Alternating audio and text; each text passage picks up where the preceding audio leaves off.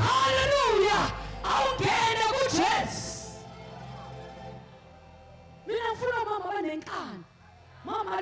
angizwani nomama oyijeli mina.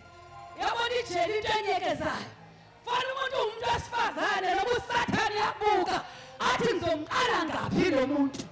Ungathi uhamba usosizini sifuna omama bazohamba amadoda ifuba zibheka phambili. Haleluya. Hayi mina wabona umama uhambe esontweni bangathi unoJesu omthwele emqolo ubelethe uJesu. Ayibonge inkosi ngihlusha ingane. Ayibonge ivangeli ubaba ake hayi mana sizothi stand up and walk tall. Uba ngumama. Nami inkinga unazo. Uthi wayinkinga nihlala emva kwami. Manje sengiyahamba. Wayinkinga nisale ekhaya. Manje sengiyahamba.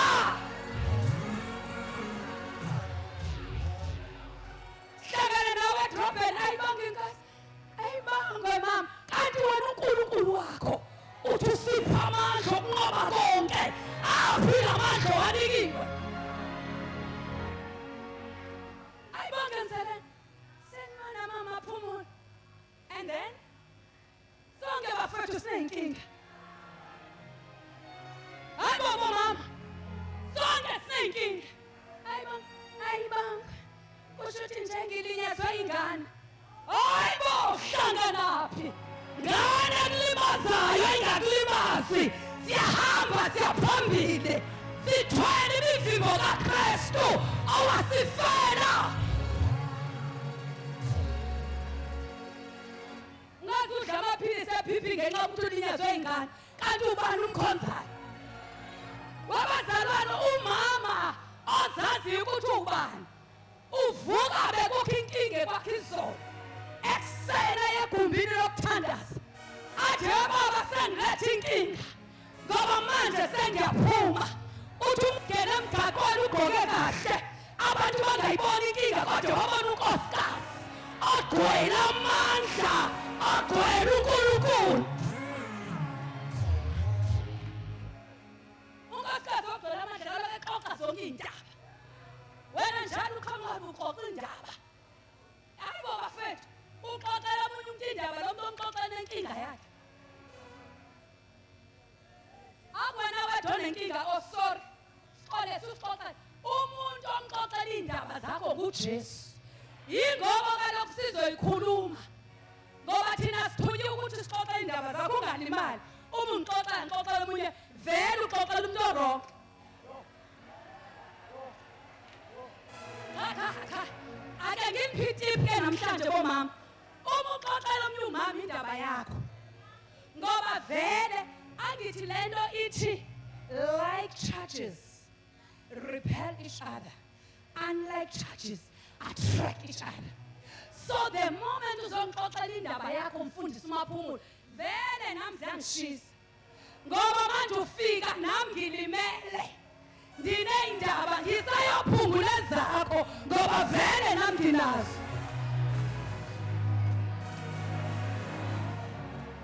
Hayi ngitshela iqiniso bafethu. Cha ngesikhathi ungixoxela angithi nawe ufike nenkinga. Unenkinga engane nami nenkinga engane. So angikwazi ukukhuluma ezami ukuze nami nginciphise ezami ake ngiphungule ngezabo.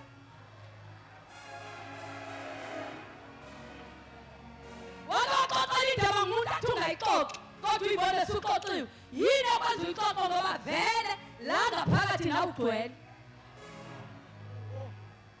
Simple mathematics. Ngihlusha ingane fam nohlusha ingane. Kanti nami ngiyahluka. Ake ngiyambhe mama Phumulo.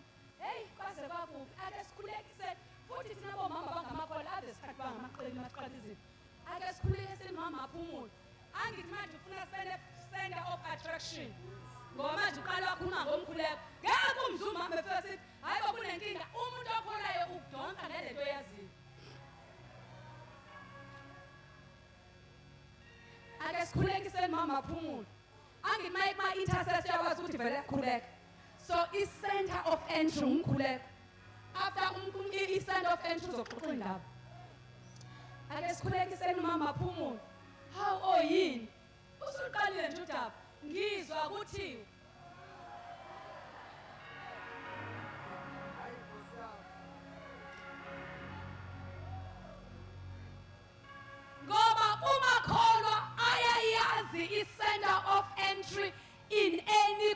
opponent. Uma intercessor zofika kwenza i-entry ngomthandazo. Emva komthandazo qala indaba. Uma worship said, "Hey guys, ngeke. Azindumise namhlanje." Uzwile kodwa umama aphumule seqala le ngoma esiyithandayo. Wonke umuntu manje usena attraction. Wenzeni? Cha. Kodwa nimzulu ukuthi ayicula ngakahle.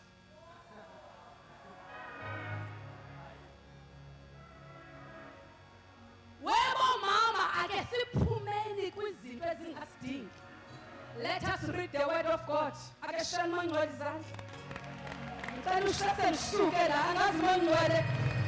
Yini ethi ngikhuluma lento? Kodwa ngikhuluma nomfundisi ngithi mina unganginikeza isihloko nenkinga. Angikwazi ukushumayela ngehloko ba ngikhuluma lokho uNkulunkulu akushoyo ngaleso sikhathi. Ngoba namanje kade ngiprepare impintshumayelo mfundisi mangena ukuthi uNkulunkulu awuzuyishumayela lo ntshumayelo la. Ngikunikeza ngifunda manje izwi.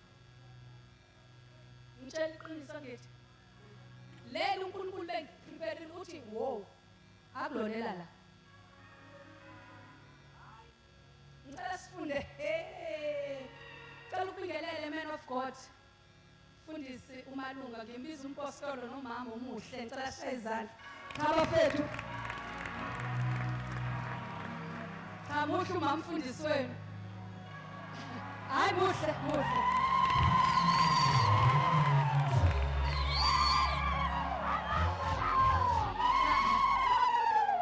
Akayona le nhlobo efuna ubone wezi oros. Alokhu thina singo oros. Umufuna wezi oros athi uthatha amanzi ufake oros uxu.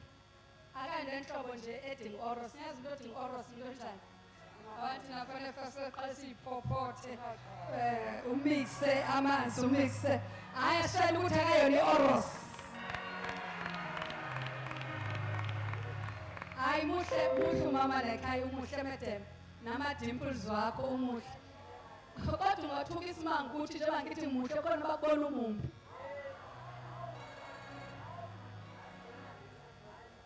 Ngoba kaloku inhliziyo iphakela lento kuwena. Uma inhliziyo yakho ikutshela ukuthi mumbi umama malungu uzoba mumbi vele. Ngoba it's coming from the heart. Cha umuhle nkosazana ngithanda futhi nobu soft lokho asengiyabona ukuthi uNkulunkulu wayesithi ngizenzela umsizo njena naye.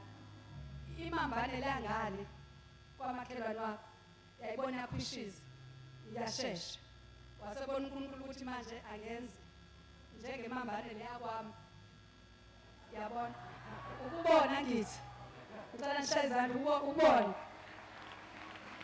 hayi ukubazalana akazi uNkulunkulu athi ngizomenzela umsizi ngoba uze bebona ukuthi lo uzoshota ngalokho so angolanda ozovala lokho okushota kulokho.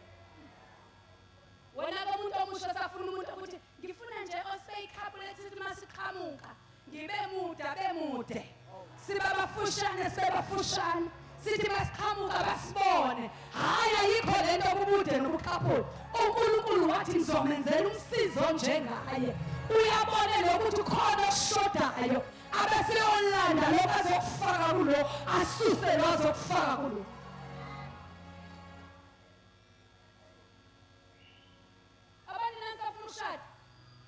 Ngifuna nje abe mude abethu bamntu ofanyana. Athi ba nama-hips anyana amancane. Manje ngiyibuza mfundisi manje ukuthi mhlaphela ama-hips uzokwenza kanjani?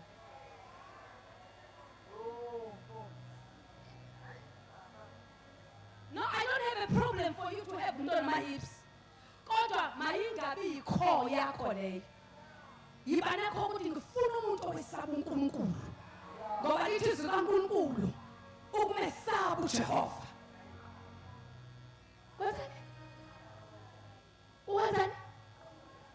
Wenzani? Kusho ukuthi uma uqala ngokuhlakanipha wesaba uJehova kusho ukuthi yonke into ikhona iwisdom ikhona. Sibingelele executive committee ngicela sishane izandla. Sibingelele mama. Cela sibashayele izandla. Ake sifunde kabazalwane ufunda kamanje intombi. Ngicela ungifundele nje uzofunda nje. Batshela ukuthi ufunda kahle la esontweni lakho. Kaloku sibuye singancomi thina amakhono. banenkinga lesinayo. Uyafunda yena kodwa kodwa uyisidudla. Ngisho into esiyishoyo. Hayi bankaba mangini bazalwane. Cha uyahlabelela yena kodwa uzace kakhulu uyadumisa yena kodwa hayi imcondo. Ngoba njalo makhola ehlala efuna into emntwini. Noma sekholiwe washiya izono waza kuJesu kodwa hlala esibheka into. Ibe ngathi manje ububheka lento kulomuntu uthi ngathi nawe awunayo wena. Kanti ngesikhathi uyibheka nawe sikhona isici esikhona. Muhle yena kodwa uyashumayela yena kodwa uyinabo umpondwana.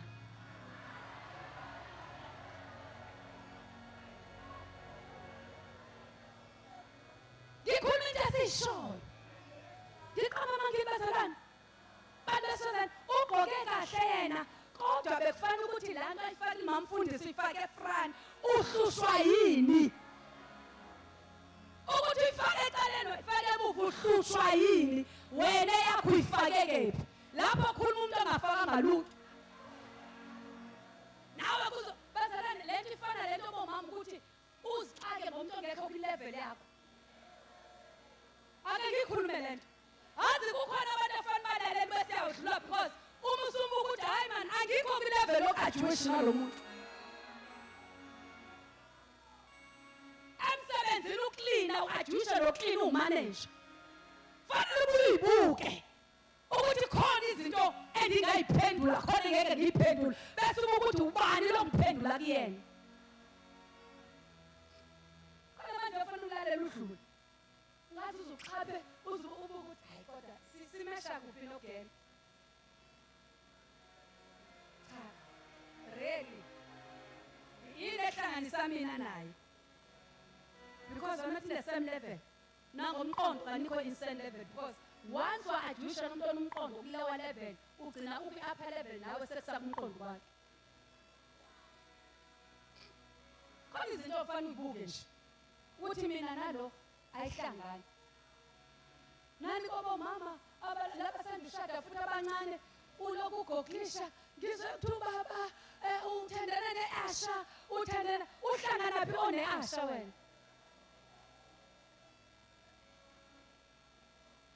Hayi bantu besifazane ngeke ngikhulume lento. Imani mongcwele ngisize. Kukhona izinto ongafanele ukuthi uzazi. Futhi engafanele ukuthi zibe semqondweni wakho. Abanye baguliswa ukufuna izinto engamelanga ukuthi bayifuna. Abanye banama high blood pressure ukubamba nokuzwa izinto engamelanga ukuthi bazizwe bayithathe bayifake enhlizweni. Wena ugulisa ukuthi agula ugulisele into esenhlizweni. Funda ngane yami enhle emhlophe eyisidudla. Khona inceku lapha esontweni hey ikhangela isidudla inceku lapha.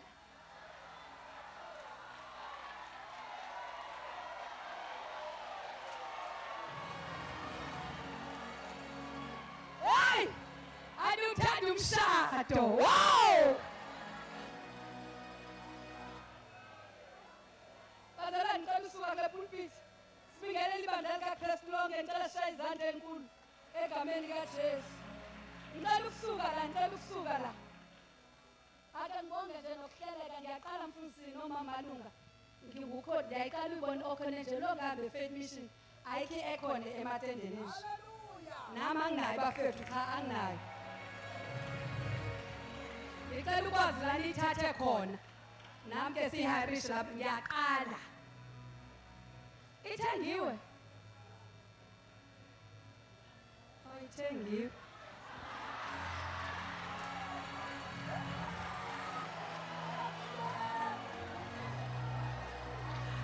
Shiny badges on.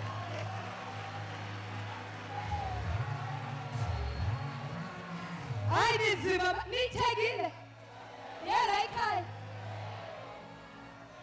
Abafe libiza lincane ngo-11 kusho ukuthi ibalini lento akho lapha ke shayisa hayi ninzima bazalwane ngicela sizwe kaNkulunkulu. I'm going to be done just now bazalwane. I don't want to be long here. Sifunde a book of John. Uzawufunda njenganama bemaningana. Ngifuna siwafunde wonke bese siyaqeda bese ngiyakhuleka. Lento uMangcwele esho ngisho la ngingena wathi nanti izwila la. Awutshela makhelwane ukuthi iphume esixukwini. Phuma esixukwini. Amtshele.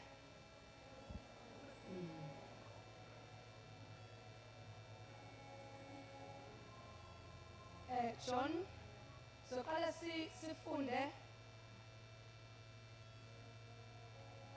incwadi ka-Acts chapter 17 verse 5. Izenzo bazalwane. Izenzo xoleni. Izenzo chapter 17 verse 5.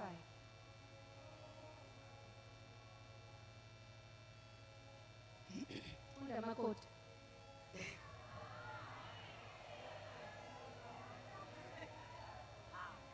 Bazowabona ke sebengibela ku-West Street sebengibuza kanti ushada nini omtshilo cha asho.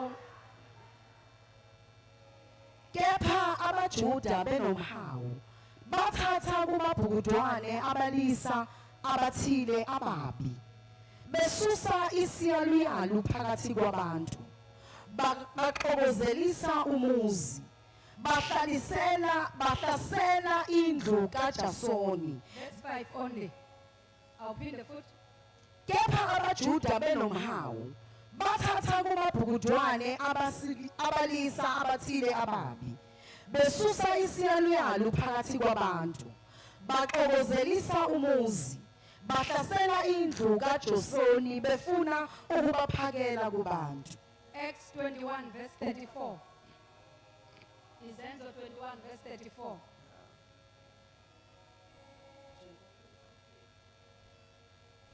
Omnye bengifundela avule Exodus 23 verse 2. So afunda nje bamanenzana. Kepha abanye esixukwini bamemeza okunye abanye okunye yathi ukuba ingena kulazi iqiniso ngenxa yomsindo yayala ukuba ayiswe ekamu. Okay. Then Acts chapter 24 verse 12.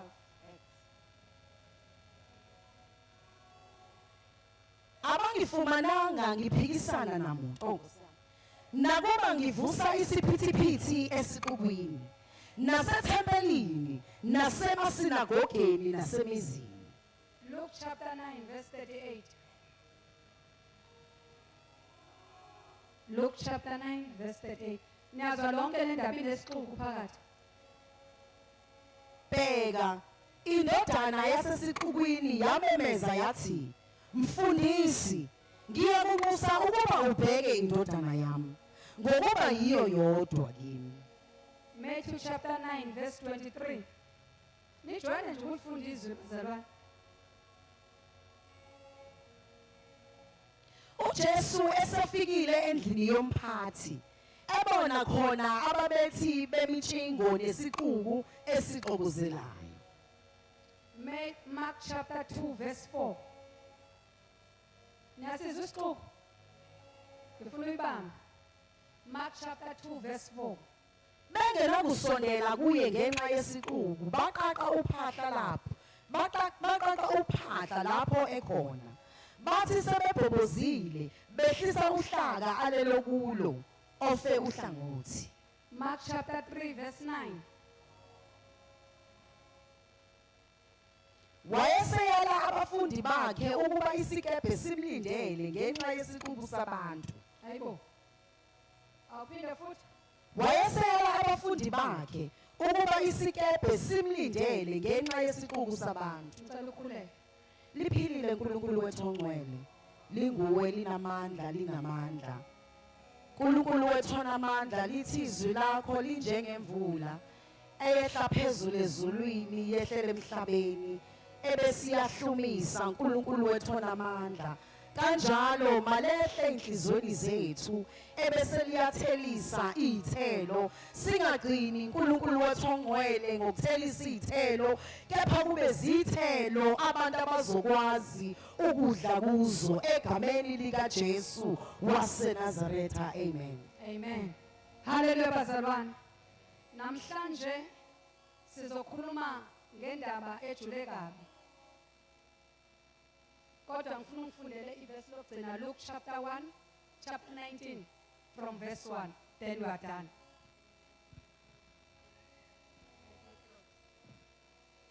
Luke chapter 19 from verse 1. Wangena eJerikho wadabula khona bheka kwakukhona indoda igama layo linguZakewu ingumthelisi omkhulu icebile yayifuna ukumbona uJesu ukuthi ungubani yahluleka ngenxa yesiqubu ngokuba yayimfushane yagijimela phambili yakhwela emthombeni ukuba imbone ngokuba ebeza kudlula ngakhona esefikile uJesu kuleyo ndawo wabheka phezulu wathi kuyo Zakewu shesha wehle ngokuba namuhla ngimelwe ukuhlala endlini yakho washesha wehla wamamukela ngokuthokoza. Father, we thank you. Bless your word in Jesus' name. Amen. Nibonile amavesi oqala ukuthi begcwele isixuku. Kodwa kwahlukile ukuthi lesi sixuku sasenzani. Bengifuna siwafundeke lana kule ndaba engifunda kuyona apostoli baba uMalunga. We know this verse. Kodwa ngithe ngena la wathi uNkulunkulu uzokhuluma ngalo. uZakewu wagijimela emthini oboqala kuthiwa he was a tax collector. uZakewu uyazi ukuthi uJesu uzodabula la. uZakewu uyayitshela yena yedwa ukuthi ujwayele ukudlula kodwa namhlanje ngifuna ukumbona. Ngifuna futhi ayolalisa endlini yami. Lithi zikaNkulunkulu wathi mayengena wavinjwa yisixuku okwamenza ukuthi abone indawo angagibela kuyona kwenzela mbona uJesu. Ngoba wasuka ekhaya sithi ufuna ukubona uJesu. Engazi ukuthi ekuyeni kwakhe la eyakhona kukhona into ezomvimba ukuthi uJesu angamboni. Uphuma kwakhe uphuma with a mission. Uphuma kwakhe sehlelile ukuthi namuhla ngizombona uJesu. Uma efika akakwazi ukubonakala uJesu. Yini engakwazi ukubonakala ngoba kwakuvimbe isixuku. Kodwa uthi uZakewu angizuvinjwa yisixuku. I am going to make plans ukuthi noma ngenzeni kodwa ngikwazi ukumbona. Lithi zikaNkulunkulu wayesebona umuthi wasehamba yogibela kuyena ngoba wayemfushane. Tshela makhelwane wayemfushane. Wayemfushane. Lithi zikaNkulunkulu wasenyuka. Ngesikhathi enyuka uJesu akabhekanga isixuku. Kwaba khona into emtshela ukuthi kukhona indoda emile emthini. Susa amehlo kubantu ubheke le ndoda. Yini eyenza uJesu ukuthi abheke uZakewu ngoba kwakukhona iconnection. Ithini mfundisi uMalunga iconnection? Lo muntu uphume sithi ngiyobona uJesu. Uma ifika izinto zabo ziyahlangana. Cela uhambe namanje. Angithi uphume esithi ngiyobona uJesu. Uma efika iassignment iyafana. Ingathi uJesu uyeza ukuthi hayi man kukhona umuntu ofuna mina la. Ngithi ngimbheke esixukwini ngimbone. Uphi lo muntu ofuna mina? Ngoba uphume uZakewu esithi ngiyobona uJesu. Ngibuza kuwena namhlanje ukuthi uma uphume ekhaya uze esontweni uthi uzobheka bani? Ngoba abantu abebhekwa nguJesu ngisho singahlabelela senzeni abantu abaphuma ekhaya bephume nemission yokuthi ngebandleni ngiyokhonza. Then the time ufika xhamana nomnikazi oze kuye. Umuze esontweni uzele ukuthi uzodansa, uzohlangana nabadansayo ngoba vele you will enjoy the dance. Umuze esontweni ukuthi uzolalela izwi, uzokwazi ukubambana nezwi ngoba vele uphuma ekhaya uzolalela izwi. Umuze esontweni ukuthi uzolalela indaba, uzothi ungena emnyango uhlangane nesixuku esikhuluma indaba ngoba vele uzele kona. Ayikho into eyenzeka ungayiplananga. Awutshela makhelwane, ayikho into eyenzeka ungayiplananga.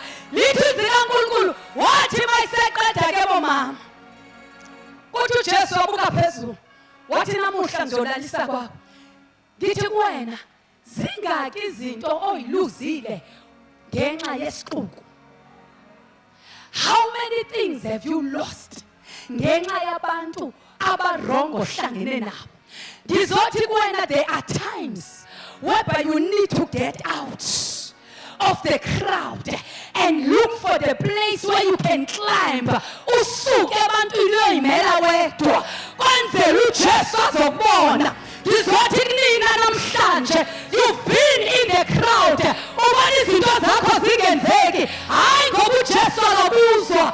Inkinga ngabantu abakusurroundile, ngabantu ohamba nabo, ngabantu ohlala nabo, ngabantu okhuluma nabo, nabantu associate nabo. I want to say to you today, get out of the crowd so that Jesus can see you.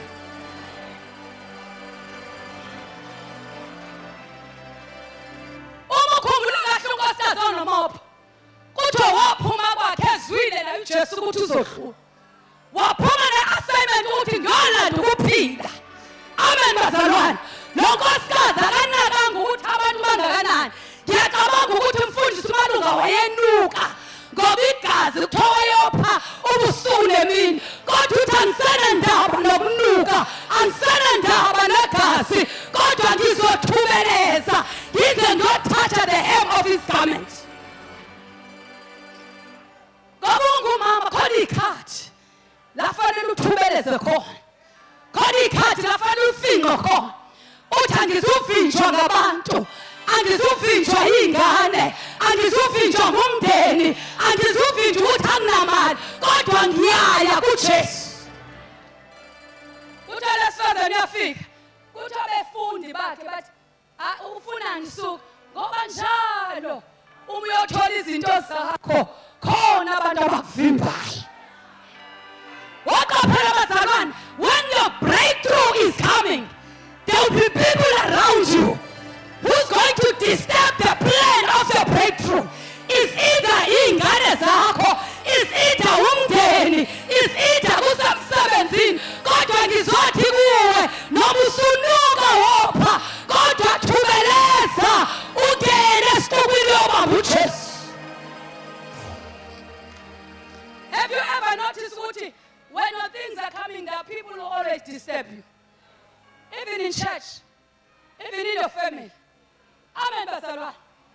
If you remember, futhi indaba yesixuku khona indoda ekuthiwa bathi uma bebona isixuku sigcwele umfundisi uMalunga, kuthiwa bayogqobhoza uphahla ngoba befuna ukuhlisa le ndoda ekuJesu. Uyayibona indaba? Lo onomopho ungene phakathi wabo, wafuna uyibambela uJesu. Uthi uJesu, ngizwa amandla ephuma, khona umuntu wesifazane ongithintile. Ngoba lento iyathintana. Lo muntu uye lapha espiritual ukuthi ngiyothola ihealing. Uthi uJesu khona amanzi engizwayo, khona into ephumayo, ubani ongithintile? Akekho kodwa uthi nangu lo wesifazane ngoba kukhona ikhathi uma ungumama fanele abantu bangakubona ubuya kuJesu, uhlale egumbini lakho, ukhale kuNkulunkulu, kodwa babone imiphumela. Not all prayers you need to do in public. There are prayers that you need to do in private so that people can see you publicly. Ukuthi ukhona uNkulunkulu walomama, ukuthi wakwenze njani, kanti wena uyawathubeleza. What if I can touch the hem of his garment?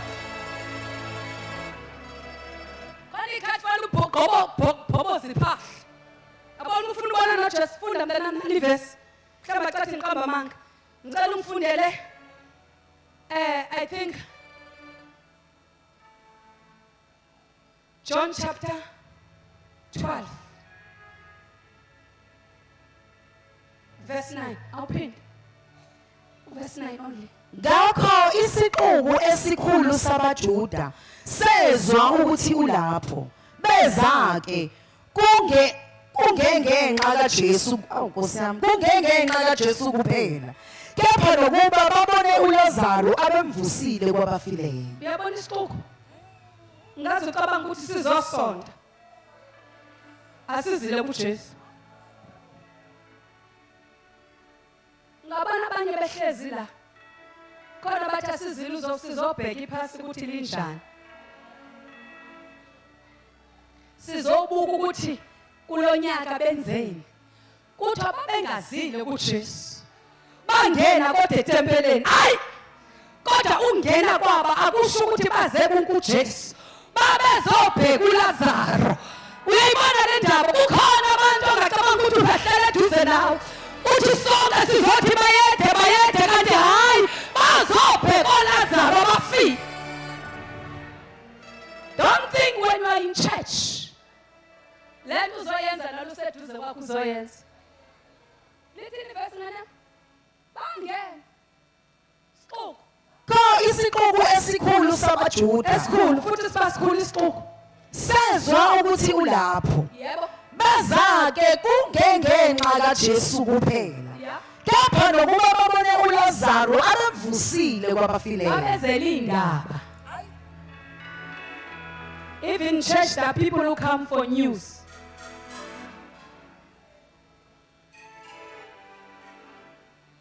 Khona abantu bazela isontweni bazela indaba ungothuki mhlazi qhuma ngoba vele basuke la besuka khona hayi ukuthi bezela uJesu bazobona uLazaro ukuthi bavusiwe impela no. Ungacabanga ukuthi umuzele lento oyizele wonke umuntu uzele yona. That's why it's very easy bazalwane even in church uma kukhona umuntu othi here is the plan of God ngicabanga lo ubona umuntu ekhuluma negative besicabanga ukuthi sikhulu thenga ama aircon akazele umsebenzi kaNkulunkulu kodwa uzobheka uLazaro. Isixuku sine assault sinenhlamba. Abantu besixuku banenhlamba ngicela umfundele nilalela. Acts 17 verse 5. Abantu besixuku abanako ukuthula. 17 verse 5. Abantu besixuku bahlala benomsindo nje. Kepha abaJuda benomhawu bathatha kumabhukudwane abalisa abathile ababi besusa isiyaluyalu phakathi kwabantu baxokozelisa umuzi bahlasela indlu kaJasoni befuna ukubakhiphela kubantu. Baxokozelisa abantu bayahlasela. Tshela makhelana isiqubu siyaxokozelisa. Isiqubu futhi siyahlasela. Akekho umuntu osesiqukwini onokuthula. Akekho umama osesiqukwini onokuthula. Kuthiwa baya assaulta and bayahlasela. Futhi isiqubu uma ngicela ngisalokhu zalela izwi uthi they're always violent. Chapter Acts 21 verse 35. They are violent. Abantu besixuku ba violent. Violent. Angithi imimoya wabo is the same. 21 verse 35. 35. Acts 21 verse 35. Esafikile esikhwelweni kwenzeka ukuba athwalwe ngamabutho ngenxa yokukhandana kwesiqubu. Siyakhandana isiqubu. Bazalwane, we are living in the last days. What I want to say to you, uma ukhonza ufuna ukhonza uNkulunkulu kahle, phuma esiqubweni. Mama, uma ufuna ukholwa kahle, phuma esiqubweni. Umuntu omusha uma ufuna ukholwa kahle, phuma esixukwini. Baba uma ufuna ukholwa kahle phuma esixukwini. Isixuku siyobambezela into zakho. Amen bazalwane. Oh, this morning uma ngizala mfundisi, you know, I was saying, Lord, sometimes we don't do justice to ourselves. And umama oyisebenzelayo bafethu oyikhuthalele nje. Ndivuka ngikline lapha kwami, banomama nje ovuka ashiya umbhede azosidumisela bafethu. Yingoko silale esontweni. Umusho umbhede ungawondlulanga uzosilalisa. Umbhede uyondlulwa. Into yokuqala uma usuka embhedeni uyondlula. Amashidi ayashintshwa weekly. Awashintshi ngoba unendoda umuntu omusha uyawashintsha usuwedwa, you prepare for the future. Ithi ifika indoda usukwazi ukushintsha amashidi.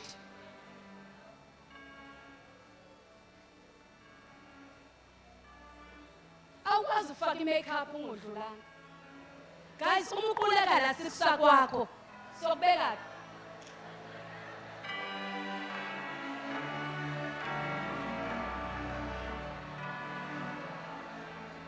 Mangcwele wangikhipha manje kulento. Uma uquleka la, uyazi khona abazalwana abangaquleka la mama Malunga. Lokusithi asigodu sekhaya. Oh Mangcwele akavumi. Akavumi Mangcwele. Hayi akho Mangcwele umbhede awondlulwanga.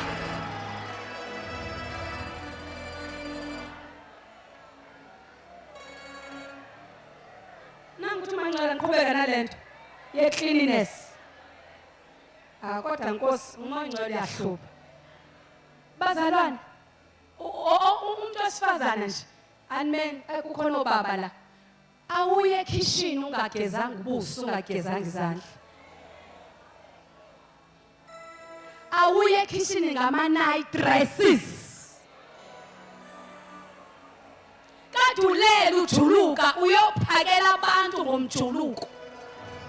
You wake up and you get into the bathroom. You take a shower. Shower means an immediate thing.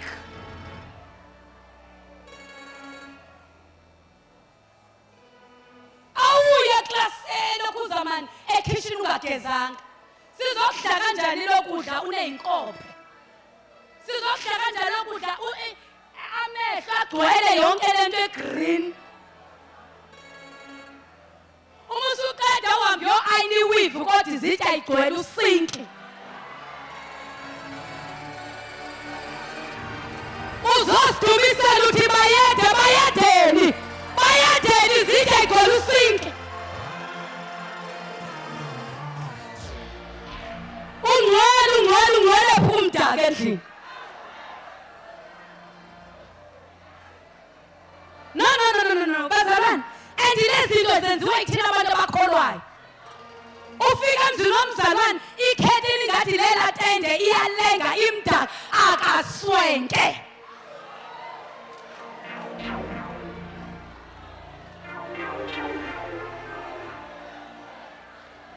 Indwangi ngathi izinto zokorobha phansi. Ngengiphuze iminute yelapho ngizolibonga vele ngiyalibonga. Uma indwangi ingcolile ngithi ngisuthi ingasuthanga. Uyifaka kanjani inkophe? Ngifuna ushumela ngalento uthini manje? Webo mama, uwenza kanjani ikhanda? Ikhanda nje ukwenza ikhanda. Uyohlala esalon, ushiye kwakho ushanye nangu unyana nami yokutshela. Hayi mina ngivuka ekuseni ngithi zonke imibhede aqoqa imibhede wonke umuntu ashiya ikamera lera. Umsebenzi kaMama to command. Wena yakhe ingane ishingo ondlulile kodwa uzokhuluma esonto nezingane ukuthi kondlulu. Qale ekhaya sizobona ukuthi ungumama esontweni. Singathi masifika kwakhe ingane zakho sidlulele ngake ngaye kwenye indawo ngeke ngisho kunomcimbi. Akulungiswa ke la mfundisi uMalunga ke lungisa. Iveni nethi imvula iyaliwa la baba nomama. Uthi baba angene endlini uthi mama hayi bazohlala etendeni uthi abene nje bathi hayi ngeke kanti yazi mama ukuthi akungcole emndlini kuyinyaka nyaka. ngase ngishilo ngizwe ukuthi ngathi khona into ekhona ngathi ngicela singene endlini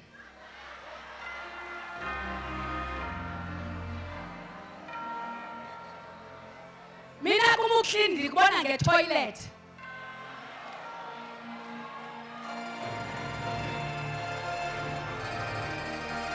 abona ungumama clean ngikubona ngetoilet la kwakho ngathi ngicela ibathroom angiswendile lapho ngiyaconsa angele bathroom inoline itoilet ngathi we akashumayeli ngathi mangibuka impahla ngazasoka last year ekhoneni ebhaketheni siyabili manje ngicabanga ukuthi lo kudla engiyokudla kulela khishikazi kunjani hayi kaloku bafethu masingabe ngamabhongo mani la epulpit imizi yethu imdala amen ke manje ake siye kuba ngoglory to Jesus uzoklina isonto kodwa kwakho kubolile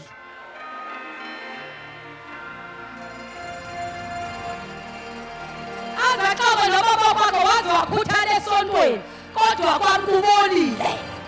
Women represent us well, man. Women rise up, represent us well wherever you go.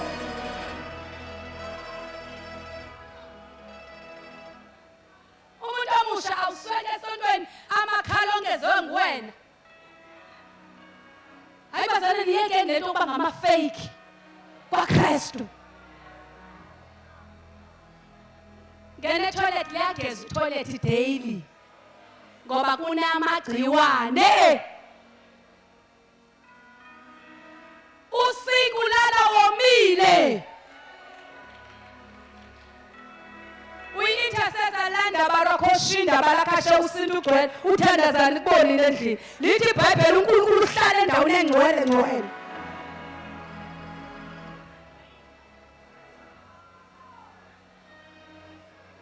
umupheka ukudla uba neplate yokubeka isoso ungapheki lokhu usibekela ukudla phezu kwetafula ungasinqabule ekitchen usibekela ukudla where is the sauce ibhodi umupheka losulwa asingazwa isitshuma sizwe ngevumba singatshelwa ibhodi ukuthi uphekeni wena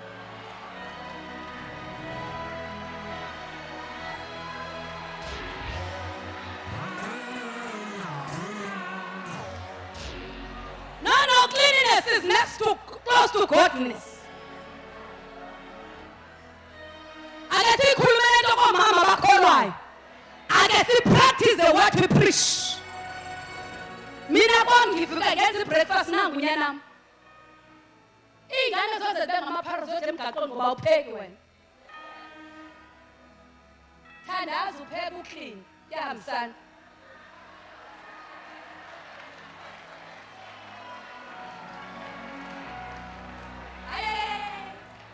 Ayahambisana bafowethu yithi uyi-intercessor ukusebenza ngezandla zakho awuye kuloko ucela imali endodeni njalo ababana what kind of a women are you indoda iyoziyoqoba umuntu onemali ngoba uyivila uhola impensheni awukwazi wemkhulu aniyeke umkhulu ocela awukuyeka umkhulu awukuyolima ingadi udayise mina ngiyadayisa mina ngiyadayisa hayi into engayidayisi nawe ngakudayisa futhi uthele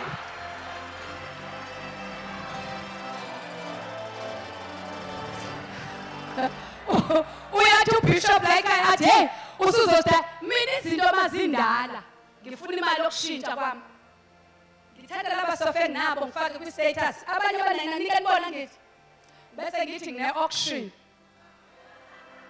ngithi bid number 1 angena omunye athi 3,000 angena omunye athi 3 ngibhida ngezinto zami ngoba ngakhathela upha amakholwa uphi ikholwa ufike osofa bagcwele eminyango wena bebe expensive wena ubabona ngathi into engekho ipuni ngiyayidayisa ngikhipha yonke into nangunyana nami yokutshela ngifake kwi-status ngithi ngenze i-auction hayi bafika omakhelwane mani kugcwale kwami ngiyakholektha ubishop yakholektha ngani ngoba imambane liguda apha ekholekteni ngiyadayisa mina ngiyakholektha ngale ngiyakudayisa.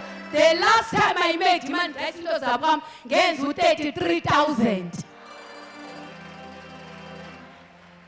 Awuyeke nothatha izinto oyilahla akuhlale nje nangakuba uhlale ngaphandle kodwa omakhelwane babe uthi hayi bafethu nosofa abadala inkinga niphakeme. Niphakeme.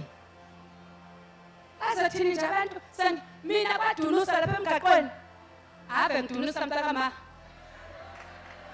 Mina nginamabutha. Bahlale emotweni bangibuke mamalunga.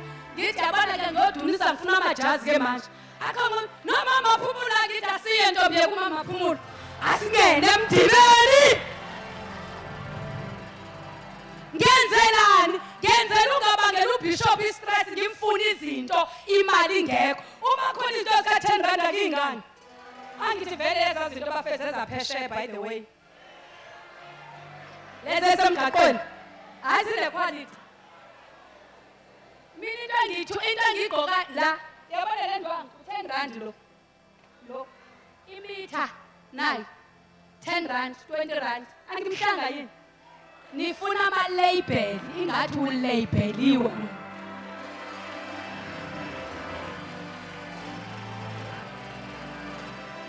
Ugqokile isikhathi ingubo ka 4,000 sikwenzeni.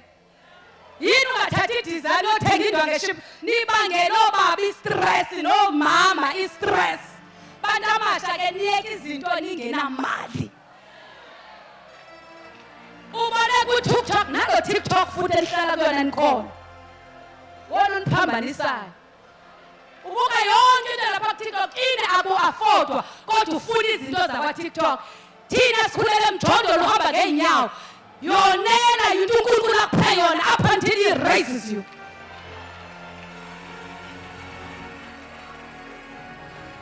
Mina ngihamba ngeenyawo ngaze waqokofika ku-grade 12 futhi nginankinga. I never had friends because we were poor at home.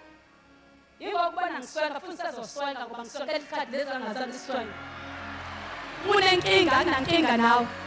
Mina into imani ngixoxa into engenza mamalungu ukuthi ngiswenge ngoba ngesikhathi abantu beswenga sasingenayo imali yokuswenga nganquma ngathi wena uNkulunkulu mhlawa ngibusisa ngizuswenga bathi beqhamuka bacikeke ngibengiswenkile inkinga wazi la ngivela khona.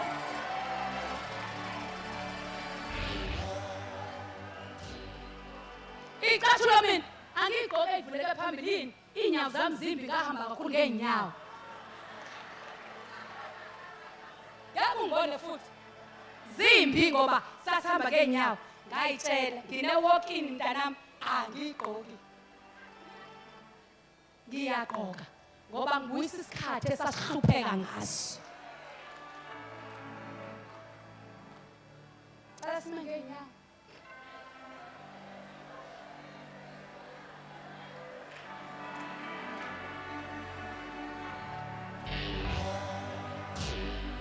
Ugqokile ka 5,000 awuqala ugrosa kini.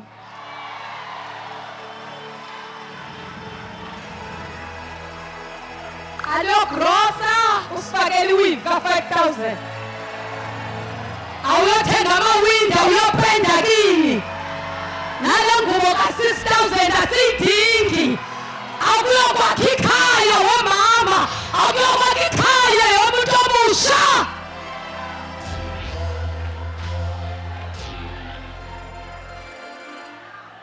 Siyabonga egameni likaJesu. Wena wethu ngcwele, wena wethu phakeme. Uyinkosi ephakeme, uyinkosi enamandla. Phakama, phakama. Awulungisa babi ibandla lakho. In the name of Jesus, Lord, we thank you.